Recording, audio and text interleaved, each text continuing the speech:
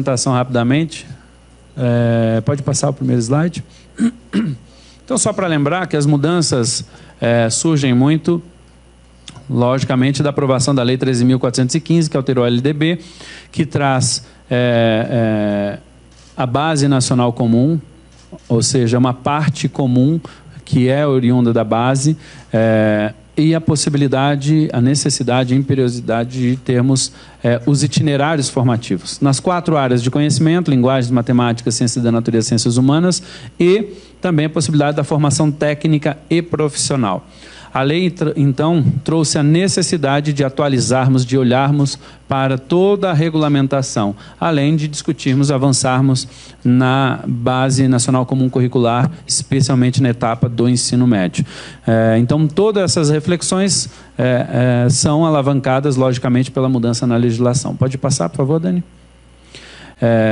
Alguns aspectos que são relevantes para a implementação, então, daquilo que está previsto hoje na LDB, são a alteração das diretrizes curriculares nacionais para o ensino médio, que é o documento que a gente está homologando hoje, que vai regular essas modificações da LDB pela Lei 13.415. Ou seja, muitas das perguntas que sempre se faz quando você lê a lei, e a lei não deve responder a todas, porque você tem uma grande parte de regulamentação por parte das diretrizes, uma outra parte de regulamentação pela Base Nacional Comum Curricular, que ainda vai definir as competências e habilidades para garantir a aprendizagem dos estudantes do ensino médio, e com isso avançarmos. Da mesma forma, teremos mudanças no Enem, no Exame Nacional do Ensino Médio, e também na formação de professores. Este é o conjunto. Hoje nós estamos tratando do primeiro pilar, que resolverá, que demonstrará caminhos possíveis. De novo, sempre lembrando que caberão às redes, às secretarias estaduais, com as suas escolas, as escolas particulares, fazerem as suas construções. O que tem na lei e o que tem nas diretrizes, em grande parte, ela não é uma obrigatoriedade, mas são possibilidades, como a gente vai falar de alguns itens. O que é a obrigatoriedade? Aquele primeiro slide que a gente mostrou. É ter uma parte comum e garantir a flexibilidade, que isso já estava previsto em lei no Plano Nacional, na Estratégia 3.1. Pode passar, Dani?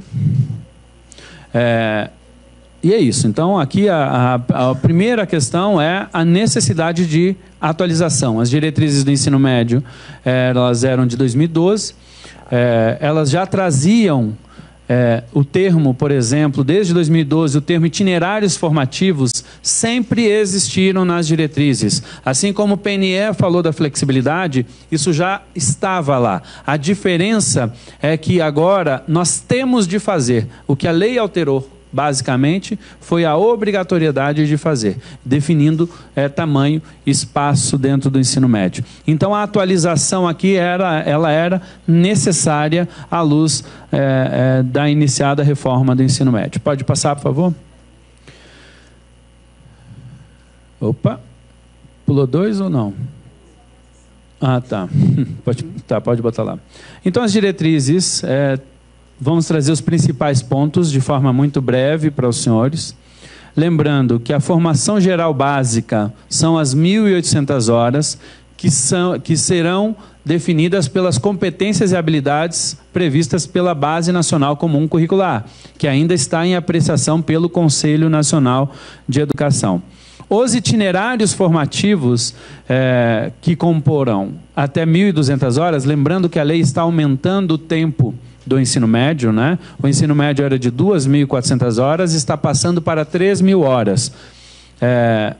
E 1.200 horas destas 3.000 horas devem ser organizados para, a partir das áreas do conhecimento e da formação técnica e profissional. Então, eles vão ser compostos, os currículos compostos pela parte geral e pelo itinerário formativo, que são indissociáveis, segundo as próprias diretrizes agora. Isso é muito importante. E essa construção deverá ser feita com a escola e com o sistema de ensino. Ou seja, qualquer alteração tem que passar pelos conselhos estaduais de educação, por exemplo. Pode passar, por favor? Os itinerários formativos, então, devem ser estruturados em áreas de conhecimento e na formação técnica e profissional, como já foi descrito, sendo organizados, então, desta forma, como está previsto na lei, nas próprias diretrizes agora. Pode passar, por favor. Algo que as diretrizes estão trazendo de novidade e que nós entendemos ser muito importante é que os itinerários formativos, e aqui vejam como é um passo de estruturação, os itinerários formativos deverão estar estruturados segundo 4 eixos, que são a investigação científica, o processo criativo, processos criativos, mediação e intervenção sociocultural e empreendedorismo. Não necessariamente precise dos 4, mas ele tem que ter isso. E é praticamente impossível fazer só um. Ele precisa trabalhar com mais de um. Se você trabalha com empreendedorismo, você precisa de processos criativos para ter um efetivo empreendedorismo. Ter um processo criativo que não vai virar nada também não é salutar. Então, as coisas devem ser complementares. Então, nós temos aqui uma novidade importante, que temos os itinerários que devem nascer a partir das 4 áreas do conhecimento ou do ensino técnico e que devem se estruturar a partir desses eixos aqui. Pode passar. Os currículos podem permitir que o estudante faça mais de um itinerário formativo. Isso sempre foi uma discussão para que o estudante pudesse fazer de forma concomitante ou sequencial outro itinerário formativo. E a diretriz esclarece esse ponto, trazendo isso como mais um avanço importante. O itinerário pode ser concomitante ou sequencial, então ele pode terminar um e fazer outro. Pode fazer ao mesmo tempo em outra instituição, inclusive, o itinerário formativo, desde que autorizado pelo sistema de ensino. O sistema de ensino engloba a secretaria, o conselho estadual e a própria escola. Pode passar? Às escolas caberá orientar os seus estudantes na escolha do itinerário formativo. Isso é uma coisa muito, muito, muito importante.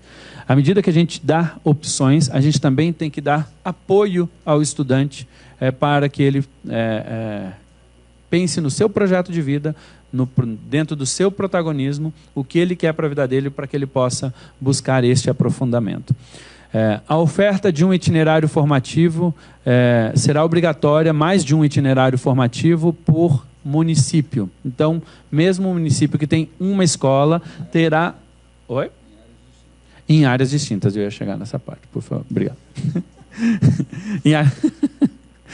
O Rafael está lembrando aqui, né? Em áreas distintas, ou seja, todo município pequeno, mesmo que tenha uma escola, tem que ter 2 itinerários e não podem ser 2 itinerários de linguagens, por exemplo. Ele terá que ser itinerário de 2 áreas. Isso, no mínimo, logicamente, né? Isso é muito importante, porque aqui é uma regulamentação importante que está se trazendo para a lei, que os sistemas de ensino deverão observar na construção da política em cada um dos estados. Pode passar, por favor? Se vocês quiserem complementando, fica à vontade aí. Ainda, os estudantes poderão mudar o itinerário formativo ao longo do seu curso. Essa é uma pergunta que sempre foi feita e é importante, né? O CNE refletiu muito sobre isso e toda a discussão. Em havendo o desejo do aluno de fazer a mudança, os sistemas de ensino, de novo, a secretaria, com seus conselhos, com as suas escolas, regularão, a fim de garantir a forma do aproveitamento de estudos a serem realizados.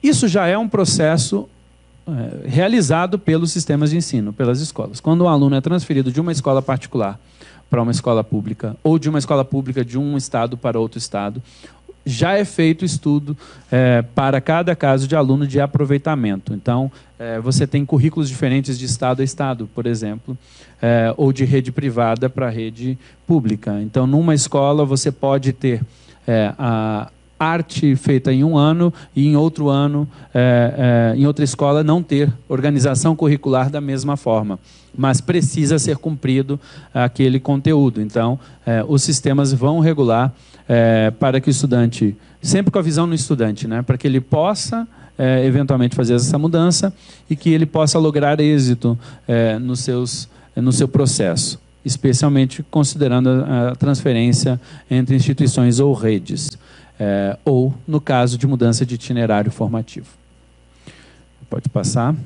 Educação à distância.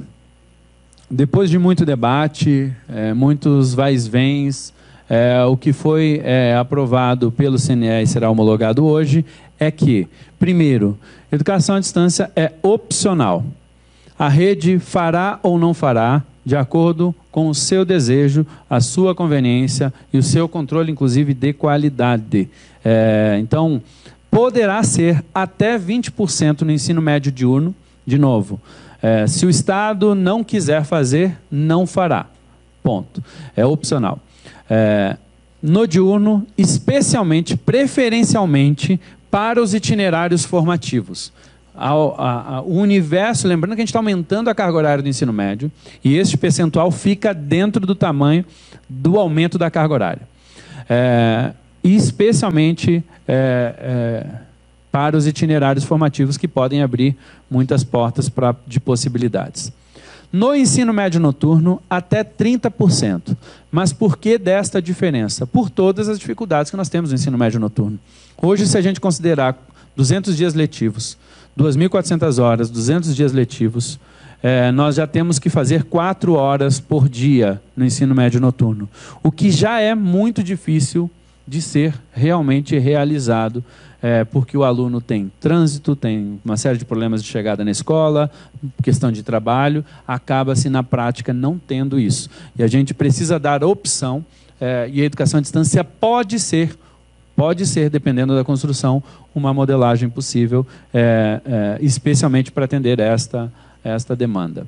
E para a educação de jovens e adultos, a possibilidade de se fazer até 80%, considerando que nós temos hoje 70 milhões de brasileiros que não concluíram a educação básica.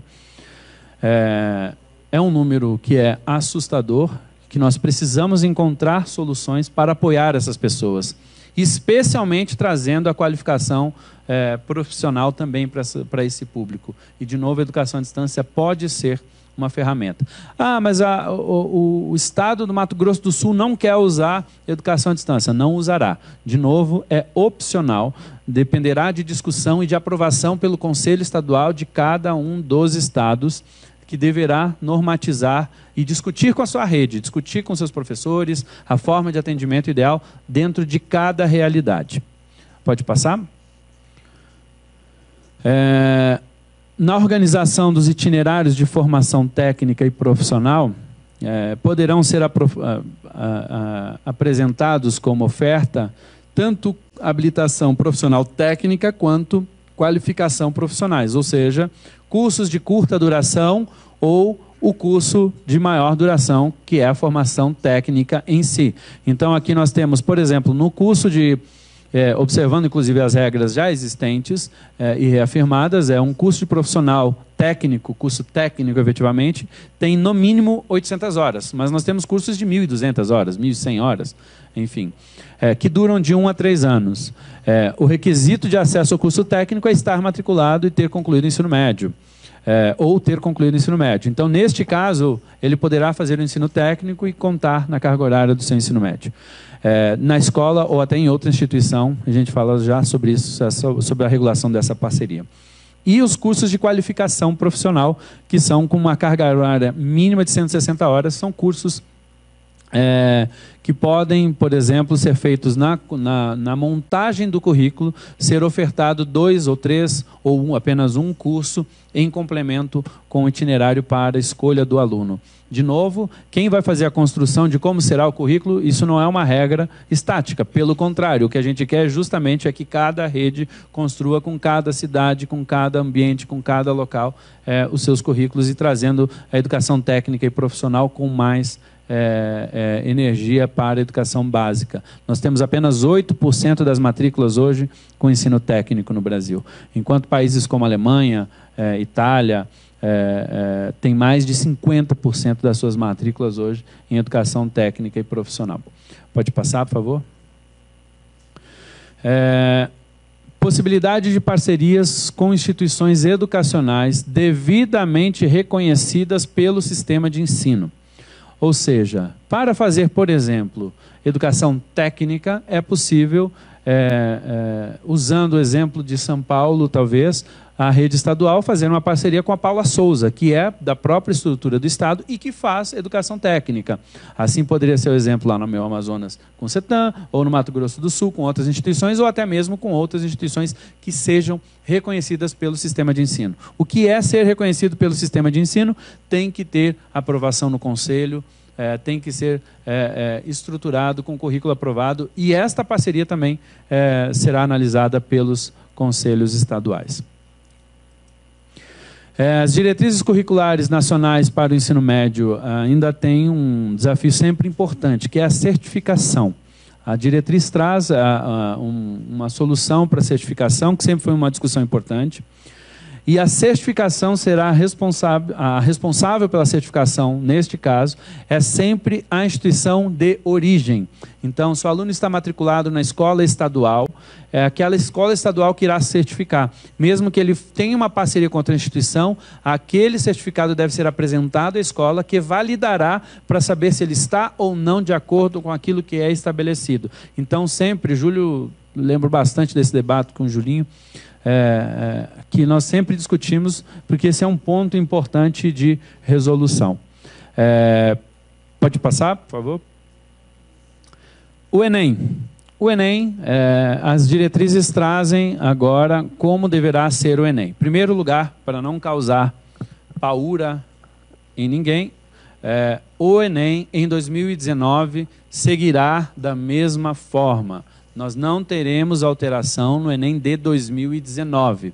As diretrizes trarão para os anos seguintes, porque nós já estamos no meio de um processo e tem que se construir base, banco de itens, uma série de tarefas que o INEP deverá executar.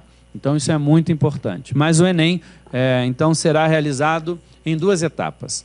O primeiro dia do Enem será a referência à Base Nacional Comum Curricular, ou seja, aquilo que a base determina como competências e habilidades será cobrado dentro do primeiro dia. O segundo dia será dedicado àquilo que são os itinerários das áreas, onde o aluno irá escolher qual área ele deseja, visando a sua continuidade no ensino superior. Para isto, nós teremos a construção de referenciais para a elaboração dos itinerários formativos, que será construído logo após a Base Nacional Comum. Deveremos apresentar ainda em dezembro. É isso, Kátia, a primeira versão, né? Sem pressão, né? Isso aí. De acordo com a área vinculada ao curso superior que ele vai adotar. Então, os referenciais serão discutidos e construídos e também trarão. Isso é algo que sempre foi solicitado e vai espelhar também no Enem. Algumas outras adequações que precisam ser feitas para a execução do ensino médio e que já estão sendo estudadas. Programa Nacional do Livro Didático, PNLD. O novo PNLD do ensino médio será lançado, Renilda e Kátia, em dezembro. Também, sem pressão, mas é porque nós temos realmente um processo de compra que ele é longo, que tem que ser dado tempo para o escritor escrever e adaptar suas obras, para depois termos o tempo de avaliação das obras, e esse prazo todo até a entrega do livro demora aproximadamente 2 anos. Então, começar o processo agora significa que nós deveremos terminar este processo somente no final de 2020, para que o livro didático adaptado chegue em 2021 às escolas brasileiras. Então, é necessário que a gente starte. O Sistema Nacional de Avaliação da Educação Básica, o SAEB, que tem, lógico, um papel muito importante. Nós temos a avaliação da alfabetização, compondo o SAEB, do 5º, do 9º, do ensino médio, deverá, logicamente, no futuro breve, já começar a sua adaptação do seu banco de itens, enfim, da avaliação. E, logicamente, a formação de professores.